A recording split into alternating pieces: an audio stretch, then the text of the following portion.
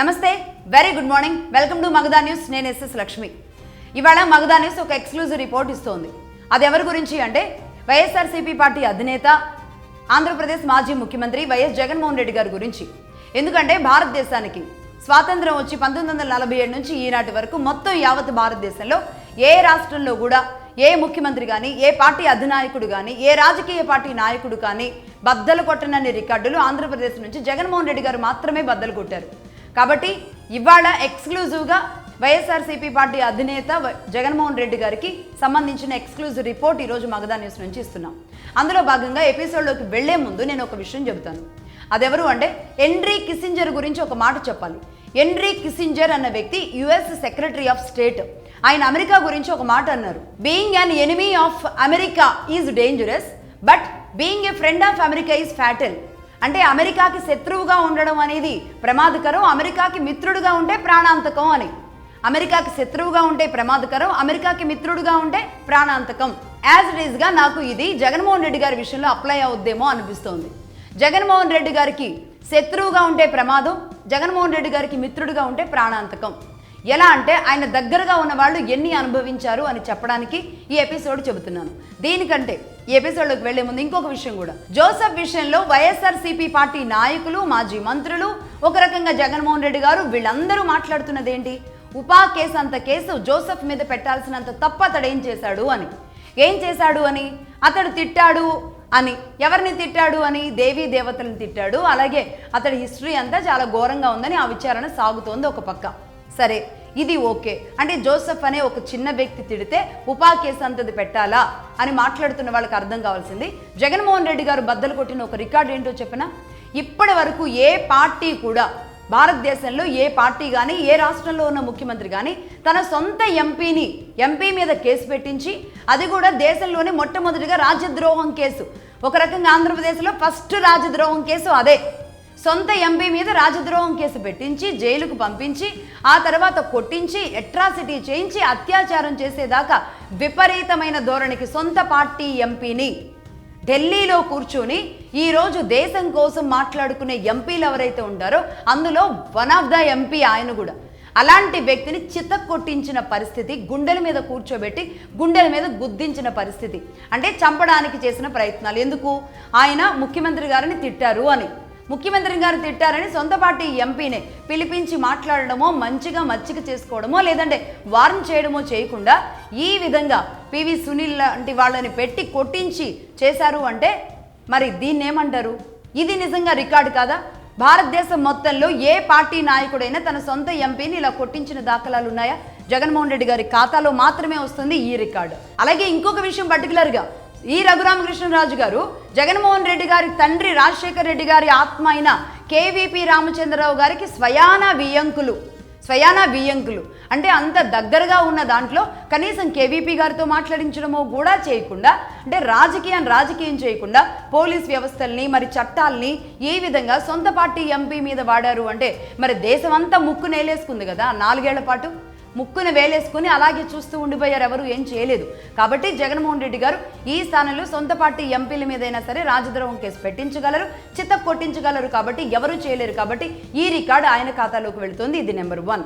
ఇక నెంబర్ 2, ఆంధ్రప్రదేశ్ రాష్ట్రానికి ముఖ్యమంత్రిగా జగన్మోహన్ రెడ్డి గారు పనిచేసిన సమయంలో, ఒక సీఎంగా ఆయన ఉన్న సమయంలో ఆయన కోసం మాత్రమే ప్రాణాలు పణంగా పెట్టి, పదవుల్ని పణంగా పెట్టి పనిచేసిన ఐపీఎస్లు, ఐఏఎస్లకు ఆయన ఇచ్చిన బహుమతులు అమోఘం, అద్భుతం. ఇప్పటి వరకు కూడా భారతదేశం మొత్తంలో ఏ ముఖ్యమంత్రి తన దగ్గర పనిచేసిన అధికారులకు అంత పెద్ద స్థాయి బహుమతులు ఈనాటి వరకు ఏ ముఖ్యమంత్రి ఇవ్వలేదు. కాబట్టి ఈ రికార్డు కూడా ఆయన ఖాతాలోకే చెందుతుంది. ఎలాంటి బహుమతులు ఇచ్చారు, ఎవరెవరికి ఇచ్చారు అంటే వాళ్ళందరికీ కెరియర్ ముగియకుండానే సస్పెన్షన్, భయంకరమైన సస్పెన్షన్. వాళ్ళు చేసిన అకృత్యాలన్నీ కూడా ప్రజల ముందు పెట్టి వాళ్ళకు ఒక బ్లాక్ మార్క్.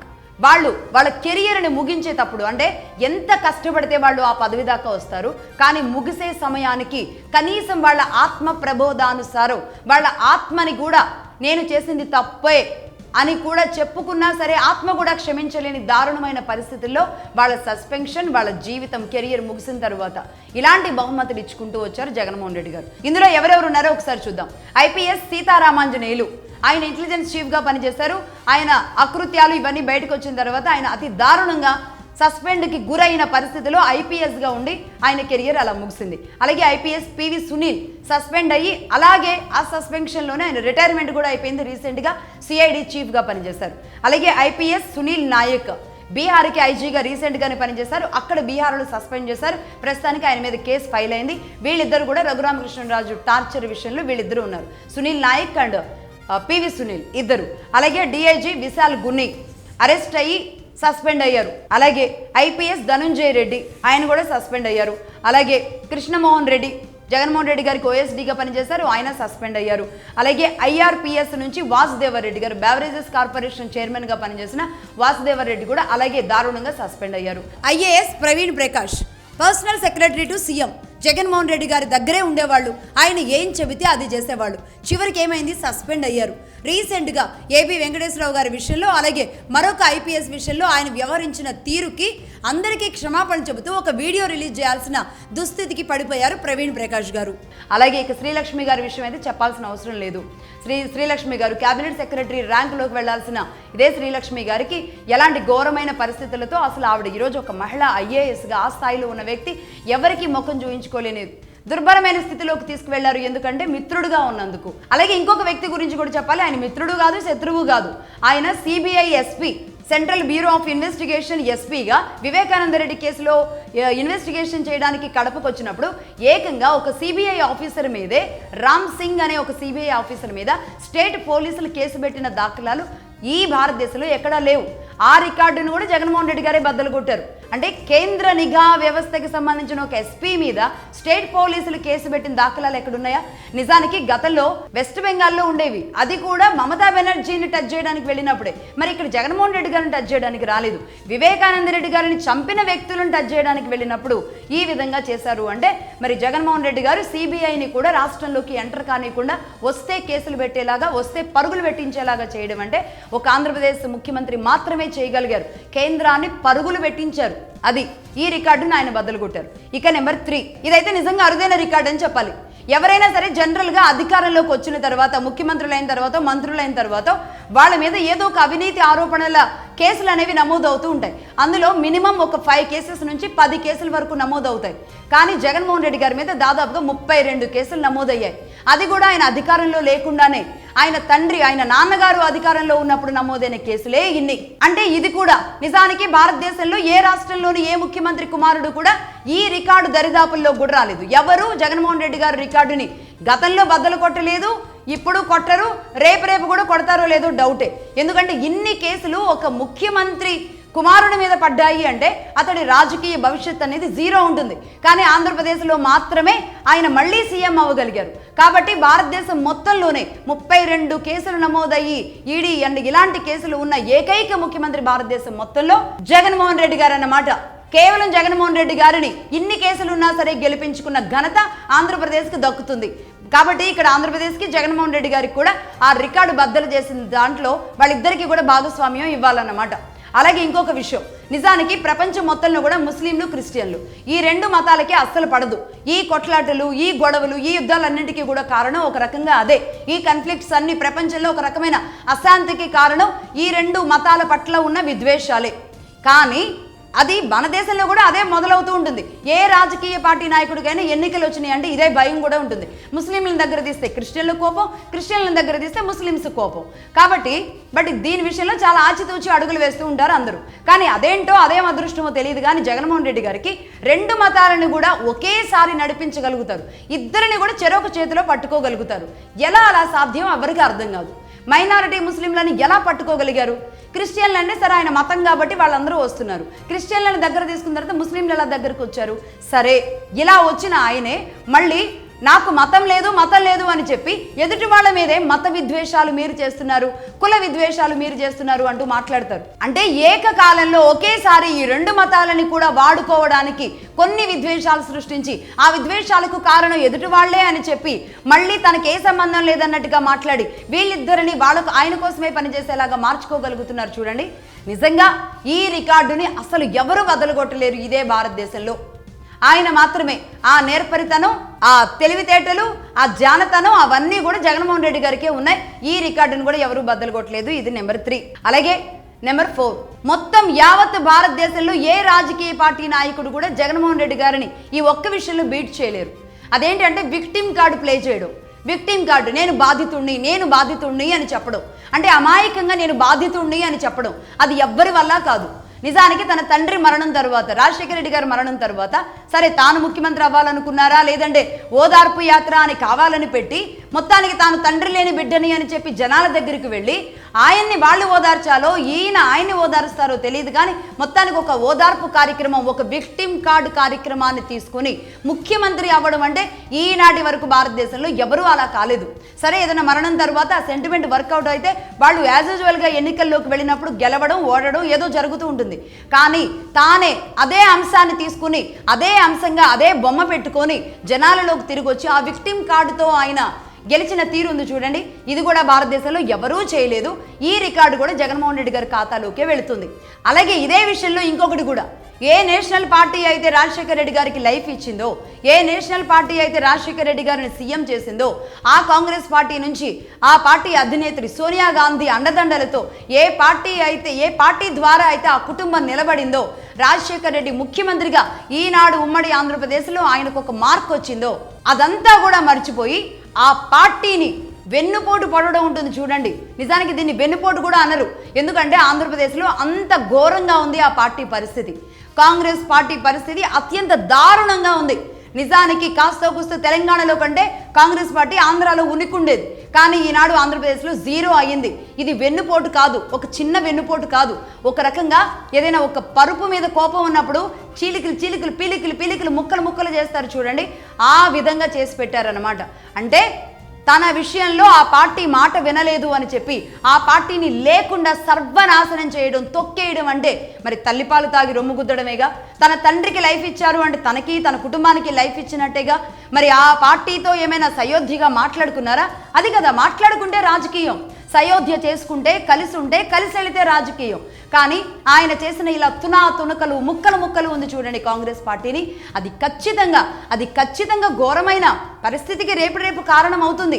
అంటే ఒక పార్టీని ఈ స్థాయిలో ఇంత భూస్థాపితం చేయడం అంటే, అది కూడా ఒక నేషనల్ పార్టీని రాష్ట్రంలో లేకుండా ఇంత భూస్థాపితం చేయడం అంటే అది జగన్మోహన్ రెడ్డి గారికి మాత్రమే చెల్లింది, జగన్మోహన్ రెడ్డి గారు మాత్రమే చేయగలరు. అలాగే ఈ వైఎస్ఆర్సీపీ అని పార్టీ పెట్టుకున్నారు ఆయన.